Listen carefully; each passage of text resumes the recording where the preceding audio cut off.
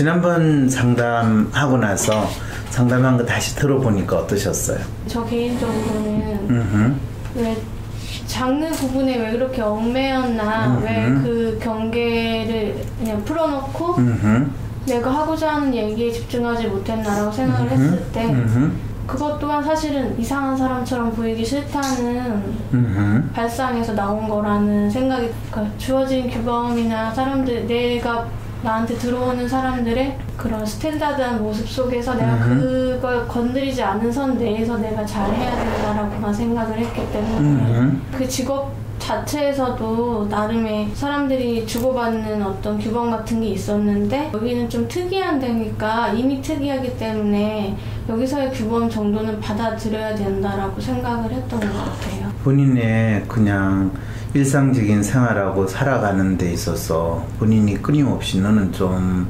이 다른 애들보다 더 달라, 또는 너는 왜 그러냐 이런 소리 들을 때 본인 나름대로 그걸 한편으로는 그래 나는 내 하고 싶은 대로 살 거야 라고 하면서도 또 다른 한편으로는 내가 뭐 남들에게 이상하게 보이지 않는 이 정도는 해야 되지 않을까 라고 스스로 거기에 매달렸다라는 거. 네.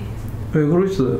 그 선택들이 부모라는 세계에서 나간 선택이었기 때문에 여기서는 내가 뿌리를 잘 내리고 여기 잘 적응해야 되라는 생각도 했던 것 같아요.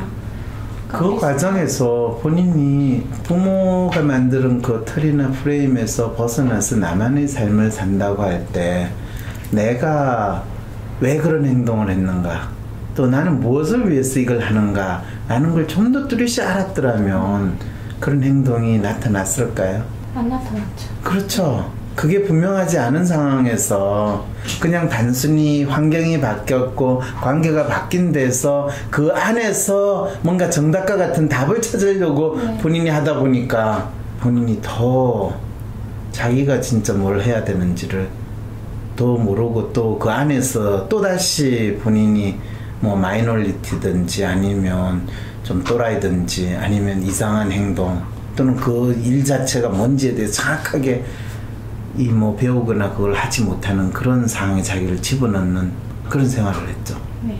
본인은 두 번째 상담에서 이미 자기가 그동안 반복적으로 보였던 이 행동은 어떤 거고 그게 자기 삶에서 어떤 문제를 야기했던가에 대해서 잘 파악하셨어요. 네.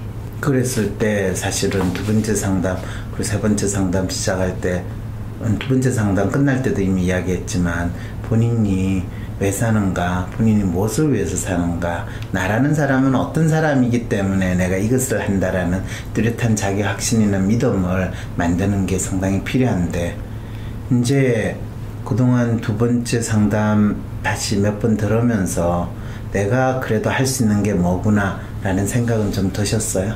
네, 근데 앞으로 뭘 한다는 거에 대해서 딱 정확히 여기서 말씀드리려니까 좀 약간 쑥스러운. 괜찮아요. 해야 돼요. 그걸 해야지 자기 자신에 대한 확신을 또 나하고 약속하는 거나 마찬가지거든요. 그래서 그걸 하셔야 되고, 본인이 그거를 본인이 상상할 수 있는 한 멋있게 이야기를 해주시는 건 더 좋아요. 그게 본인이 가장 이상적으로 지향하는 삶을 만들어내는 거거든요. 그럼 그 전에 그 말씀을 드리고 싶은 게요. 그래서 요새 계속 상담 받은 내용 중심으로 스스로한테 질문을 던져서 정리하고 있었거든요. 근데 예컨대 저는 약간 사람 자체에 대해서 사실적인 것에 대해서 별로 관심이 없다고 말씀을 드렸었는데 정확한 롤모델은 못 찾았지만 일단 저번에 말씀드린 동화에도 관심이 있고 해서 평생 글을 쓰며 산 여성 작가인 삐삐 시리즈의 작가 아스트리드 토베 한손 두 사람 평전을 읽고 있거든요. 좋아요. 지금 두 번째는 토베 한손을 보고 있는데 전이었으면 재미가 전혀 없었을 것 같아요. 그런 책들이요. 근데 이제 나랑 뭐가 다른지를 생각하면서 읽어보자라고 생각했기 때문에 일단 두 사람이 굉장히 스타일이 다른데 성격이 다른 것 같아요. 일단 그 말괄량이 삐삐 그 썼던 그 네, 린드그렌의 경우에는 되게 강단이 있는데 두 사람 다 공통점은 자기 작업에 대해서 자기가 나아가야 될 방향에 대해서 옆에 주변 사람들한테 눈치 보거나 의견을 청해서 정하진 않더라고요. 그렇죠. 본인은 완전 반대네. 네. 본인이 그동안 망했다라고 한 이유를 이제 확실히 알았네요. 그리고 되게 재미있는 걸 발견했는데 삐삐 작가의 경우에 좀 늦게 글을 쓰기 시작했다고 할 만한데 옛날 사람인 거예요. 몇 살이에요? 40살부터. 어이구. 네. 그 이유가 내가 동화 작가 되겠다 이게 아니고 원래 글은 좋아했지만 책 읽는 건 좋아했지만 그 딸이 아플 때 얘기 자꾸 해달라고 해서 그 작가가 전 전혀 몰랐는데 되게 곱게 큰 건 줄 알았거든요. 근데 아들을 낳았었더라고요. 뭐 그 전에 결혼 전에. 결혼 전에. 그래서 혼자 책임져야 되셨거든요. 그래서 굉장히 힘든 시간을 겪었기 때문에 그 아들에 대한 죄책감도 있었고 다시 이제 결혼을 하게 돼서 딸을 낳았을 때 아이들에 대한 되게 못해준 부분에 대해서 자기가 이야기로서 들려주고 싶었나 봐요. 그 시작이 됐고 그렇게 일을 한 건데 굉장히 강단 있게 그랬으면 죄책감에 끌려다닐 법도 한데 그건 아니고 일단 일이 시작된 이유는 자기의 글을 책임지면서 평생 옆에 주변 사람 조언조차 적당히 쳐내면서 아주 중요한 발견하셨어요. 토비안소는 또 전혀 반대예요. 예를 들면 삶도 되게 반대였던 게 평생 결혼하지 않았고 심지어 이제 바이섹슈얼이에요. 레즈비언이었어요. 나중에. 그래서 결혼을 하지 않았지만 여자 애인하고 평생 섬에서 그 후반기에는 살면서 살았나 봐요. 근데 주로 연애도 거의 그런 예술가나 예술의 조예가 깊은 정치 활동하는 남자랑도 젊을 때 사귀었었고 근데 그 사람 또한 전 그 사람에게 더 신기했던 게 저도 예전에 그런 친구들 사이에 있었거든요. 그래서 저는 그랬기 때문에 그 친구들에게 소통되고 어필될 만한 글을 쓰는 거 정도에밖에 관심이 없었고 영향을 많이 받았어요. 근데 토비안소는 영향을 많이 받았는데 그걸 재밌어 하면서 또 근데 그 사람들이 주변에서 그때는 전쟁과 그 이후였기 때문에 이념 논쟁이 되게 중요했기 때문에 너도 정치 활동에 참여해라 혹은 정치적 색채가 있는 작품 좀 써라 라고 했는데도 거절하고 그건 내 스타일이 아니라고 할 정도의 강단이 있더라고요. 강단이 있는 게 아니라 자기가 어떤 사람이라는 걸 알기 때문에 그런 거죠. 그게 되게 전 놀라웠고 그 사람도 동화를 쓰겠다 한 게 아니고 원래 화가고 그림 그리는 사람이었는데 맞아요. 전쟁 시기에 우울했고 남동생도 우울증 때문에 거의 자살 시도까지 했다라고 하더라고요. 본인도 굉장히 우울했고 이러니까 그냥 자기가 제일 잘하는 옛날 이야기랑 자기가 캐릭터를 그려서 또 항상 그 사람은 몽환적인 거, 그러니까 유토피아 꿈꾸고 어느 섬으로 도망가는 이런 생각을 많이 했던 사람인데 그 동화를 쓰면서 실현을 했더라고요. 그 써놓은 걸 그때 당시 정치하던 남자친구가 이거 일반 사람들도 재밌어 할 수 있을 것 같다 해서 출판을 하게 된 거더라고요. 그러게요. 네, 아무튼 그런 두 작가 책을 읽고 있고 그러면서 이제 저와의 차이점이나 저는 또 그 생각이 들었던 게 어제 이상한 사람으로 보이면 어떡하지라는 감정이 너무 세기 때문에 어딜 가는 어찌 됐든 대안적인 공간에 가도 어차피 그 사람들 눈치를 본다는 걸 생각을 했거든요. 맞아요.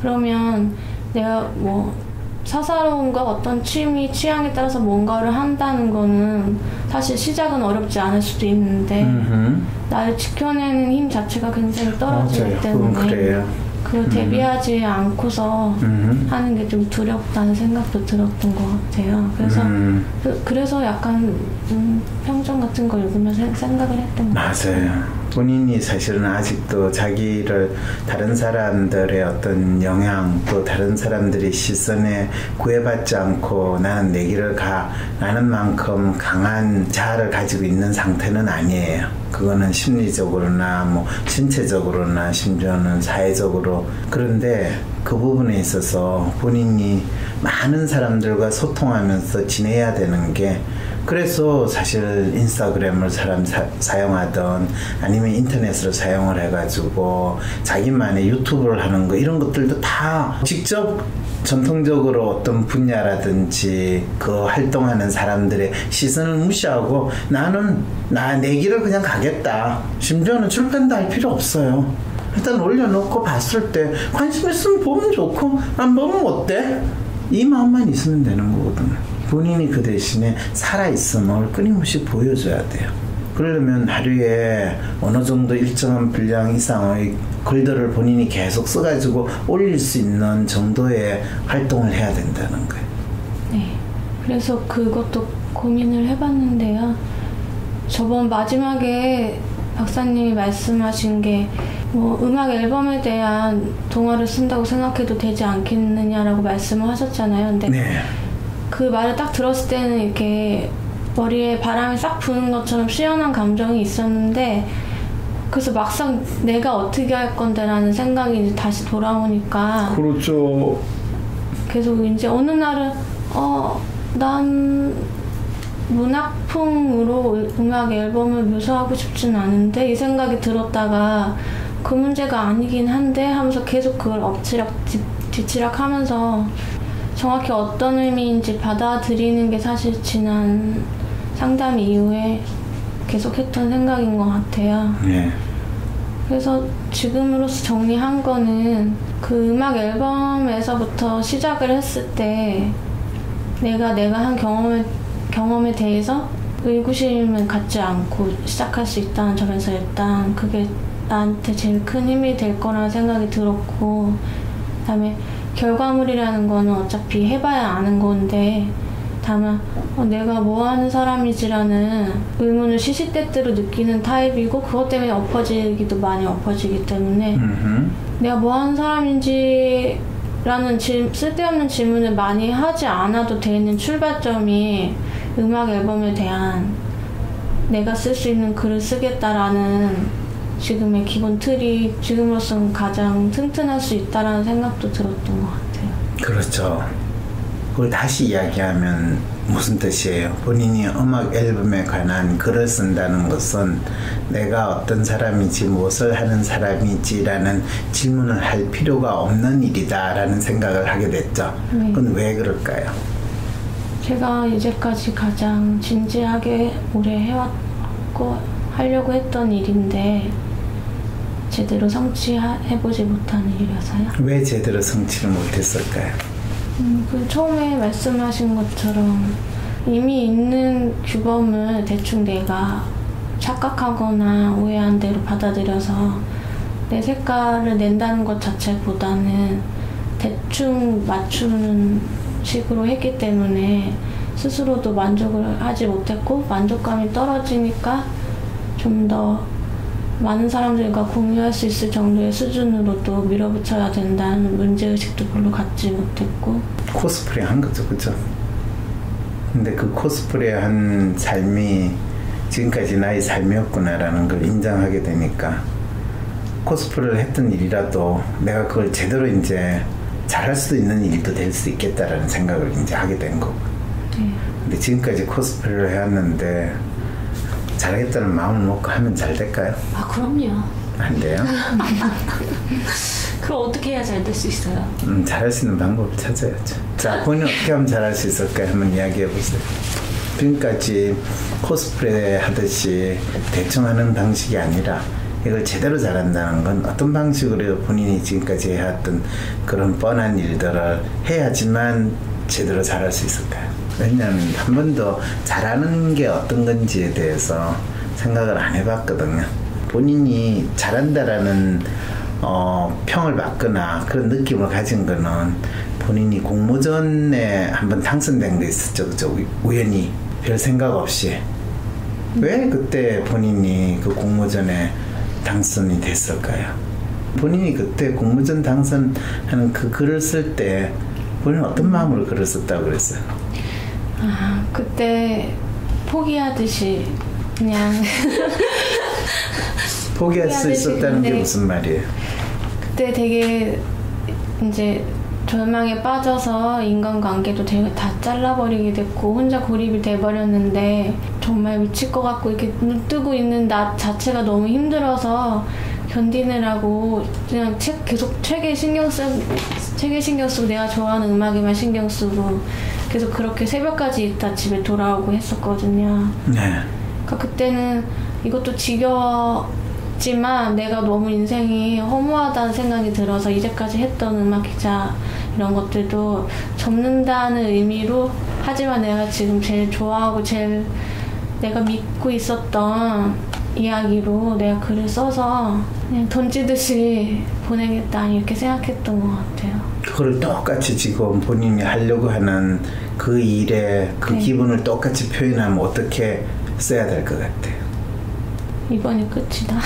이번이 끝이다. 그리고 일단 모든 인간관계를 단절하고 그 인간들 전혀 신경 쓰지 않고 내가 진짜 여기에 빠져든다라는 그 느낌으로 그리고 이거를 내가 진짜 느끼는 그대로 신경 쓰지 말고 내가 이렇게 표현하고 이제 마지막이야.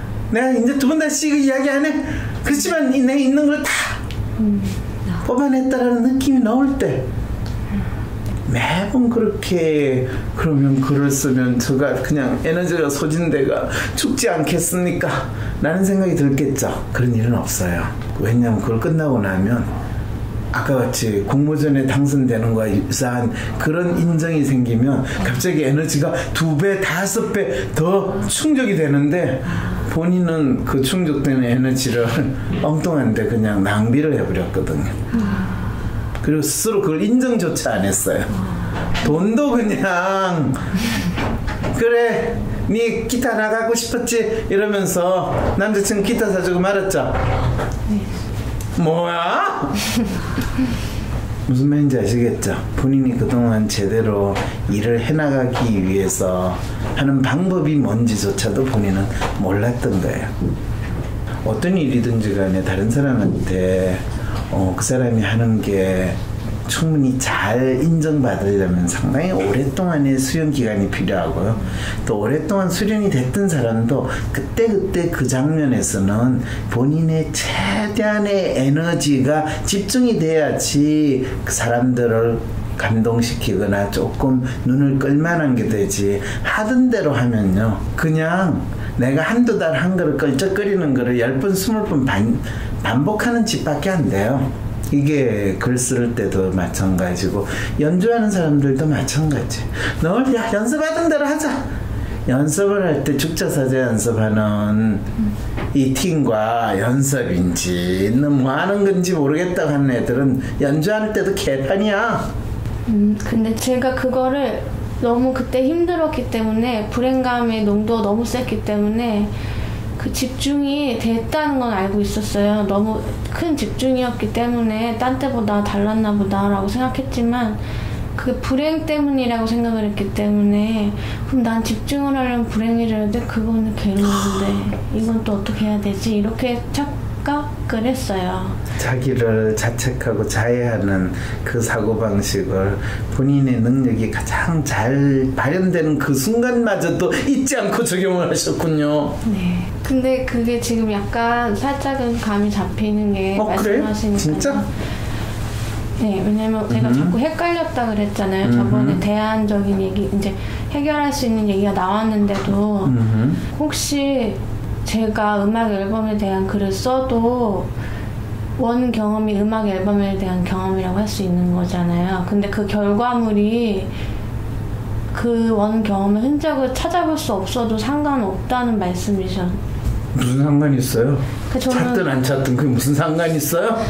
웃긴 게 그것도 내가 이게 여기에 얽매였었나? 이게 또 며칠 전에 그 생각을 한 거예요. 얽매인 게 뭐 한두 가지예요. 네. 본인이 진짜 참 희한하게도 본인의 삶은 얽매이지 않겠다고 하는 그 치열한 투쟁의 역사인데 정작 본인이 생각하는 거는 온갖 잡스러운 거에 다 얽매여가지고 참 역설적이지 않아요? 네, 웃긴 게 얽매이지 않으면 너 혼자로는 아무것도 아닐걸 이렇게 스스로 생각을 한다는 걸 알고 있어요. 네. 그러니까 어떤 대안을 찾으려고 할 때도 몰입을 하려고 할 때도 약간의 자기의식만 생겨도 네가 뭔데?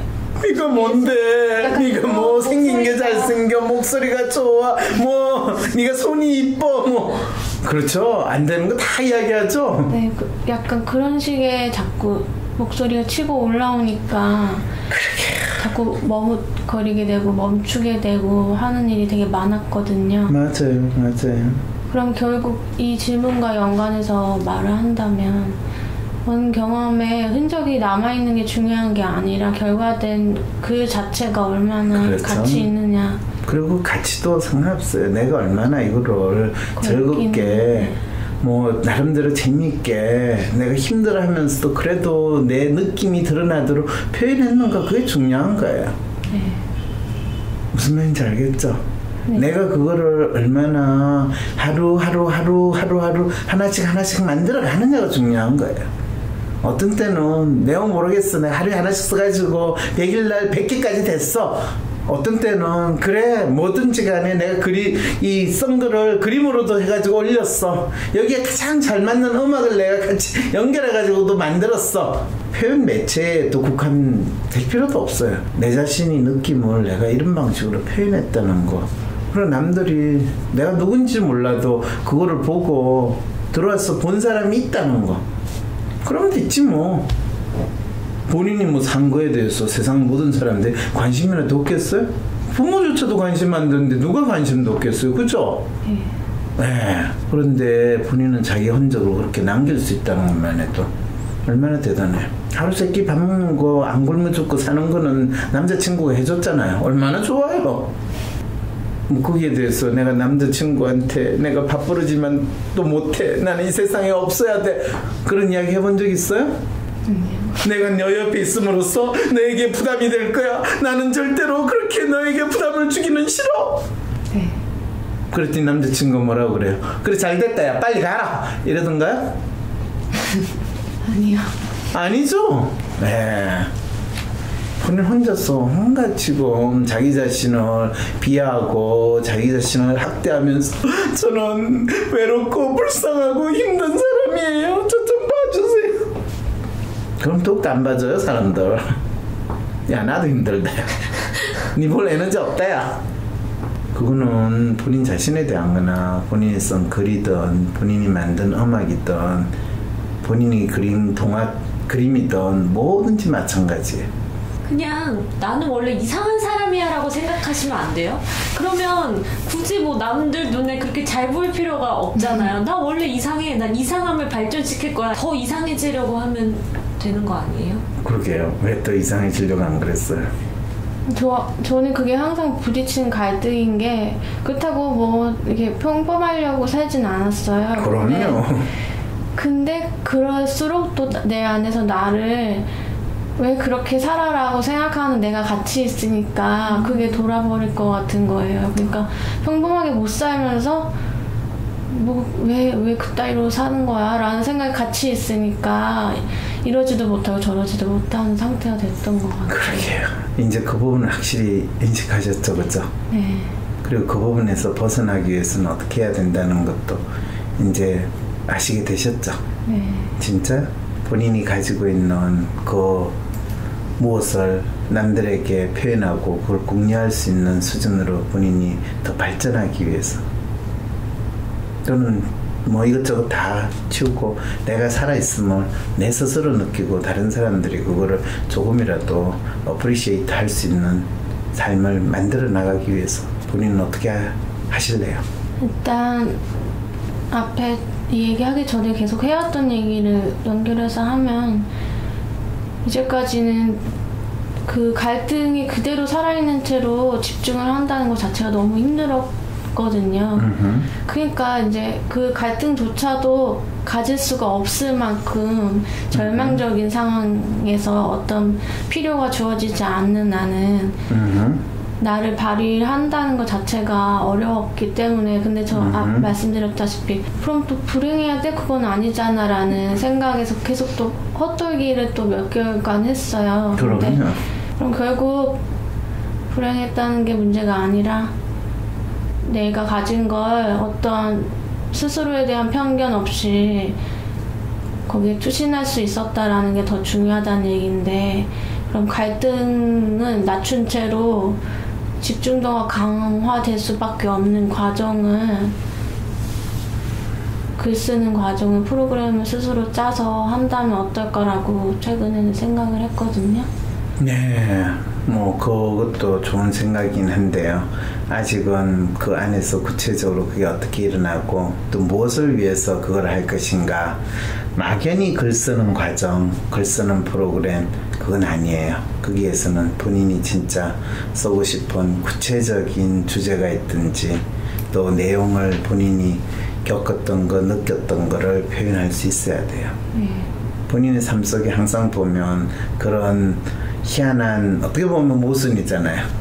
본인이 남들과 다르고 본인이 자유롭고 하지만 본인 혼자서 열심히 그거를 끌어안거나 독려매고 마치 이러면 안 돼라고 하는 그 자체가 본인이 살아서 줄다리기 하는 건지 꿈속에서 줄다리기를 하는 건지 그걸 끊임없이 시간과 공간을 벗어나가지고 본인을 이 얽매는 참 희한한 행동을 아주 잘하고 있거든요.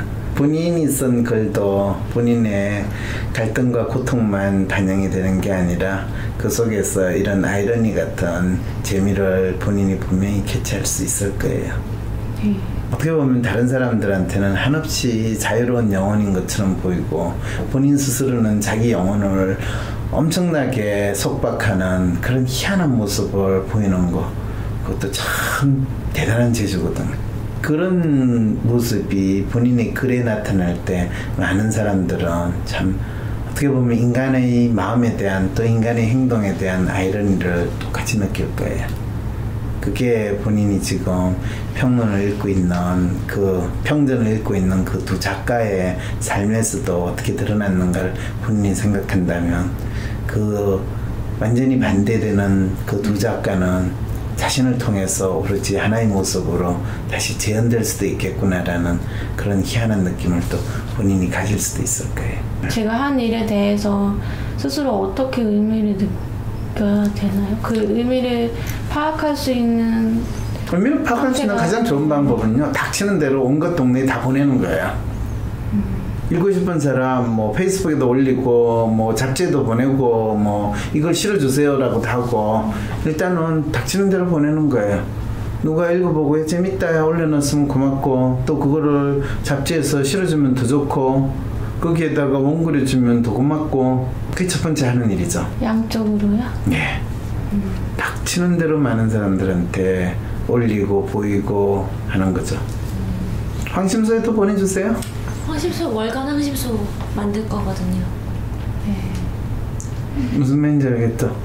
근데 양적인 게 중요해지면 제가 이거 안 해 할 정도로 최대한 자기를 죽어라고 해야 된다고 하셨는데 한편의 글에 그러라는 게 아니라 매번의 결에 그렇게 해야 돼요. 이제는 매일매일 일상화된 형태로 글을 쓴다는 건 그렇게 되지 않으면요, 내가 내일 쓴다 하더라도 오늘 이걸 쓰고 죽는다는 심정으로 그렇게 글들이 나오게 돼요. 그러면 그게 몇 번 되면 이제 꼭 죽을 필요 없어요. 이제는 훨씬 즐겁게 편하게 재밌겠어요. 마음을 잘 표현해요. 많은 글 쓰는 사람들은 자기 글 쓰는데 쓸데없는 형식이나 이 목에 힘주는 짓으로 손가락에 힘주고 글 안 써요. 그렇게 되면 글이 안 나와요. 나도 글 쓸 때 보면 꼭 목에 손가락에 힘주면 그 글이 개판이에요. 본인이 여러 번 오늘 상담한 걸 한번 들어보세요. 네. 어떻게 자연스럽게 쓰는가.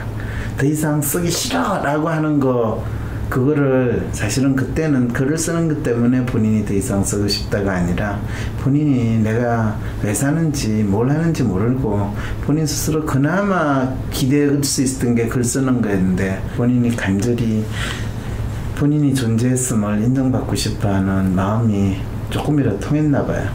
그러니까 공모전에 선정이 되죠. 그게 없었으면 눈이 잘 안 띄어요. 그리고 그게 본인한테 상당히 숙련됐으면 본인이 그 다음에도 글을 쓸 텐데 본인이 여전히 본인이 숙련된 수준까지는 되지 않았기 때문에 그게 변동이 심한 거예요. 업앤다운이. 저는 뭘 여쭤보고 싶었냐면 그러니까 항상 아까 말씀하셨다시피 그렇게 해놓고도 자기가 한 일이 뭔지도 모르고 부정하듯이 이거 그냥 불행해서 막 그렇게 된 거야 이렇게 처분해버렸다라고 말씀하셨잖아요. 근데 제가 실제로 그런 것 같아서 그게 혹시 양적으로 많이 쓰고 그 자체를 많이 쓰는 거 외에도 제가 사고방식을 바꿔야 되는 부분이 있는 건가라고 생각이 들었어요. 뭐 굳이 사고방식을 바꿔야 되는데 초점 두지 말고요. 네. 자기가 해야 되는데 초점을 두세요. 네. 마지막 순간에도 끝까지 놓치지 않고 부정하는 자기의 마음을 잘 드러내시네요. 대단하세요. 대단하세요. 그러면 결국 제가 이 작업을 하는 것 자체만 저도 고민을 하려고 하거든요. 글 쓰는 거 어떻게 할 건지만.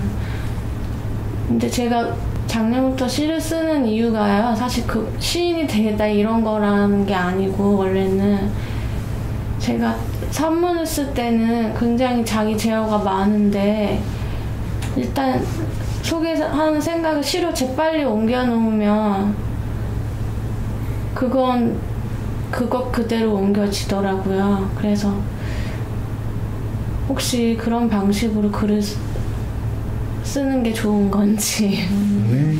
본인이 잘할 수 있는 건 뭐든지 어떤 방법이든지 사용하세요. 활용하세요. 네, 수고하셨습니다. 반얀트리 호텔과 미슐랭 3스타 레스토랑에서 사용하는 죽장면 댁에서 만나보실 수 있습니다.